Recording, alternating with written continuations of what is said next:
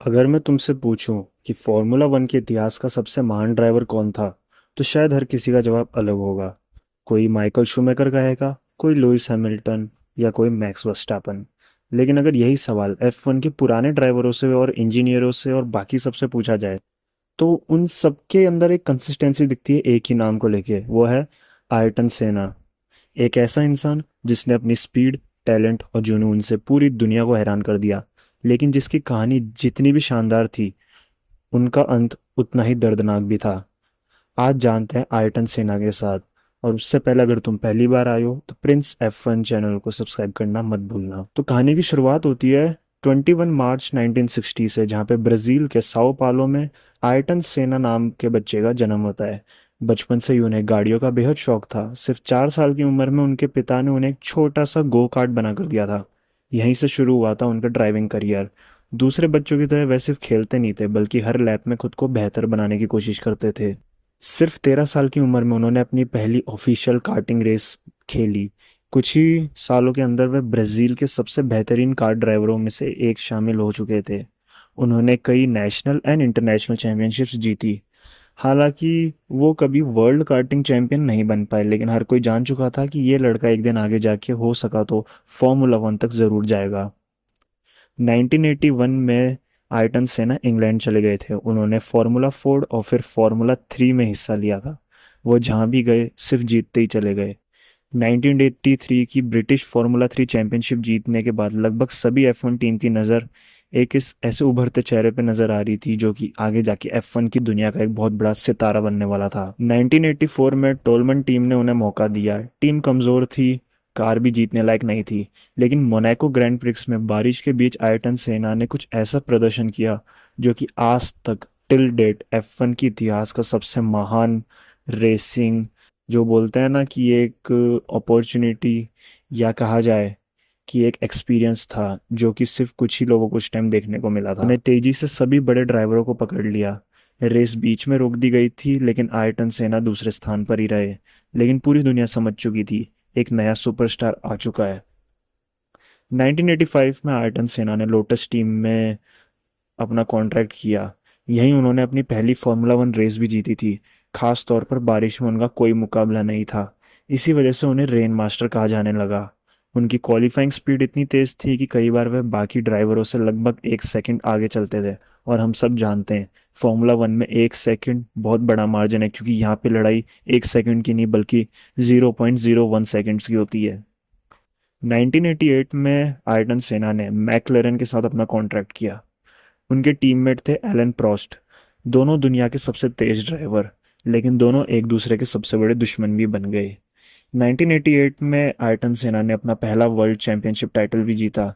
1989 में जापान के Shizuka circuit पर दोनों की आपस में टक्कर हो गई थी, जिस वजह से एलन प्रोस्ट रेस से बाहर हो गए थे। आयरटन सेना ने रेस तो पूरी करी, लेकिन बाद में उन्हें FIA की तरफ से डिस्क्वालीफाई कर दिया गया। चैंपियनशिप एलन प्रोस्ट के नाम चली गई। लेकिन इस चीज़ का बदला आयटन सेना ने लिया 1990 में। फिर वही सुजुका का सर्किट, फिर वही पहला मोड़। इस बार सेना ने प्रोस्ट की कार से टक्कर मार दी। दोनों रेस से बाहर, लेकिन इस बार चैंपियनशिप आयटन सेना जीत गए। ये घटना आज भी फॉर्मूला वन के सबसे कंट्रोवर्शियल इवेंट्स में से एक है। 1991 में आयटन सेना ने तीसरी बार वर्ल्ड चैंपियनशिप जीती। उस सीजन का आखिरी लैप उनके करियर का सबसे यादगार पल था। ब्राजील ग्रैंड प्रिक्स में उनकी कार का गियर बॉक्स खराब हो गया था। आखिर कई लैपों में उन्होंने लगभग सिर्फ एक गियर पर ही पूरी रेस करी। हाथों में दर्द था, शरीर जवाब दे चुका था, लेकिन उन्होंने हार नहीं मानी।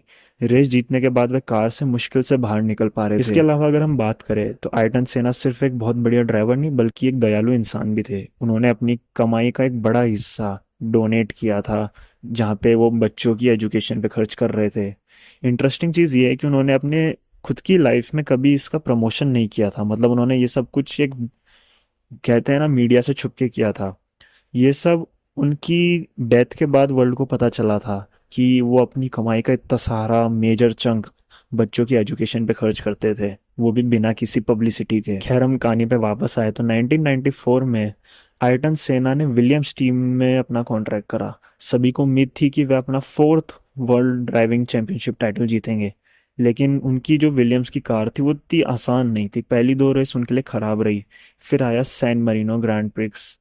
उस वीकेंड में पहले रूबेंस बैरिकेलो का एक बड़ा एक्सीडेंट हुआ। अगले दिन रोलैंड रेजनबर्ग की डेथ हो चुकी थी। आयरटन सेना बहुत दुखी थे। उन्होंने कहा था कि शायद फार्मूला वन को सुरक्षित बनाने का समय आ चुका है, क्योंकि अब ड्राइवर्स की जान बहुत ज़्यादा खतरे में आ चुकी है, क्योंकि बढ़ते कंपटीशन की वजह से वो एक्स्ट्रा एफर्ट्स डालते हैं, जो कि एक रिस्की भी हो जाता है काफ़ी बार। लेकिन उन्होंने ऐसा कभी नहीं सोचा था कि उसके जस्ट अगले दिन उनका इतिहास बदल जाएगा।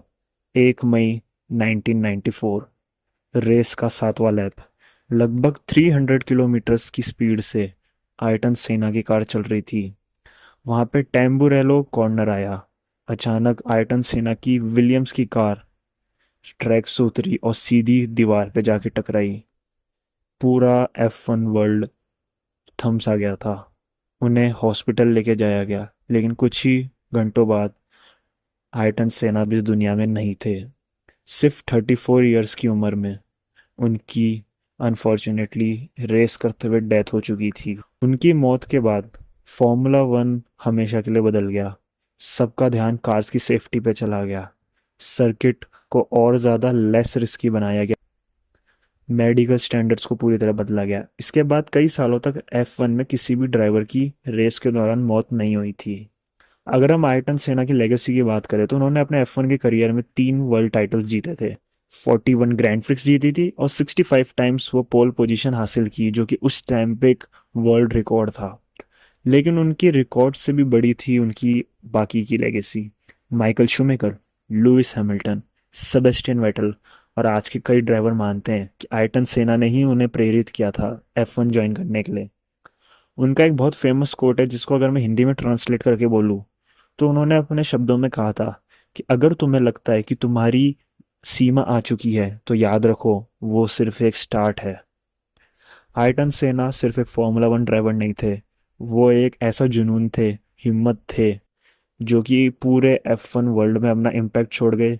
और शायद इसी वजह से उनकी मृत्यु के काफ़ी डिकेड्स बाद भी दुनिया सिर्फ ये याद नहीं करती कि वो सिर्फ एक 3 टाइम के वर्ल्ड चैंपियनशिप लीडर थे, बल्कि वो उनको सम्मान के साथ उनका नाम लेती है, क्योंकि कुछ लोग रिकॉर्ड बनाते हैं और कुछ लोग इतिहास। आयटन सेना ने दोनों बनाया।